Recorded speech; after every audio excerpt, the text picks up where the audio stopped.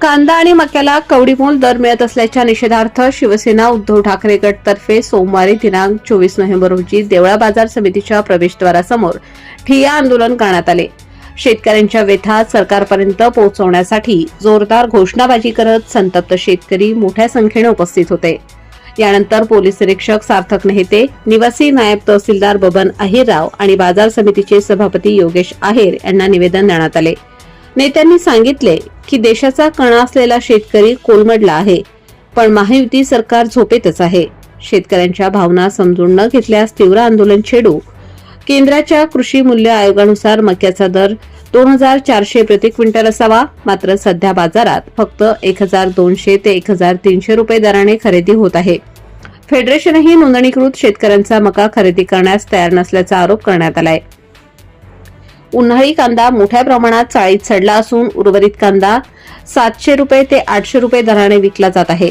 त्यामुळे कांद्याला प्रति क्विंटल 1000 रुपये अनुदान तातडीने जाहीर करावे अशी मागणी करण्यात आली आहे।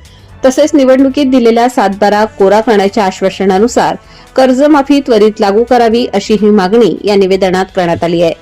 आंदोलनात शिवसेनेचे तालुका प्रमुख प्रशांत शेवाळे, राष्ट्रवादी शरद पवार गट तालुकाध्यक्ष पंडितराव निकम, स्वाभिमानी शेतकरी संघटनेचे कुबेर जाधव, प्रहारचे उमेश आहेर, सोमनाथ शिंदे, विलास शिंदे, आव्हाड, युवा मंचचे जिल्हाध्यक्ष सचिन सूर्यवंशी, खंडू जाधव यांच्यासह विविध संघटनांचे पदाधिकारी आणि शेतकरी मोठ्या संख्येने उपस्थित होते। शेतकऱ्यांनी काय आत्महत्या करायची का?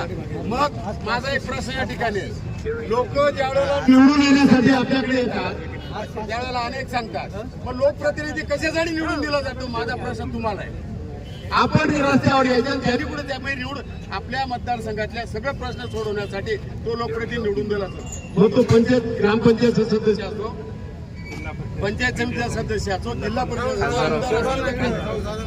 मंत्री असो, या लोकांनी आपले प्रश्न सोडवण्यासाठी निवड। इथून पुढचं आंदोलन असं राहील की या 4-5 दिवसात या 4-5 दिवसात शासनाने चांगला निर्णय नाही घेतला तर 5 किलो आंदोलन होईल।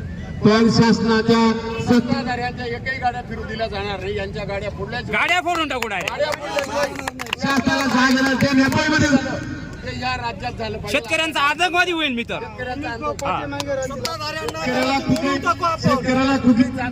शेतकरी असतो आणि हे सगळं सोडवायचं असेल तर आपल्या सगळ्यांना रस्त्यावर यावं लागेल। मी अधिकाऱ्यांना विनंती करतो की तो आमचा महत्वाचा प्रश्न आजचं जे आंदोलन आहे छोट्या खाणी असेल तरी कमी नाही, पण या तीव्र भावना वरती पोहोचा अशी विनंती करतो मी शरद पवार गटात। मी काय सांगतो की 1500 रुपये 1400 रुपये मका जातो आहे। शेतकरी संघाने वरती प्रशासनाकडे परवानगी मागितली, मंजूर पण झालेलं आहे सेंटर, पण त्याला थंब मशीन लागतं ऑनलाईन बुकिंगला। शासनाने जर ते दिलं, उद्या दिलं तर उद्या लगेच चालू होईल, तर ती तुमची जबाबदारी नाही तर याच्यापेक्षा मोठ्या आंदोलनाला सामोरं जावं लागेल। आबासाहेब, माझं एकच म्हणणं आहे की निवडणुकीच्या काळामध्ये जसं आचारसंहिता लागू झाल्यानंतर जसं शासन त्वरित सरकारचं करायचं काय? खाली डोकं वरती पाय, शेतकरी विरोधी सरकारचं करायचं काय? खाली डोकं वरती पाय, शेतकरी एकजुटीचा विजय असो। त्यांनी निवेदन देण्यासाठी पुढे या। तेवढं थंब मशीन लवकरात लवकर आमच्या आबासाहेबांना उपलब्ध करून द्या। हा, ताज्या व महत्त्वाच्या बातम्या बघण्यासाठी प्ले स्टोअरवर जा, प्रबलभूमी ॲप डाउनलोड करा व या धावपळीच्या जीवनात अपडेट रहा।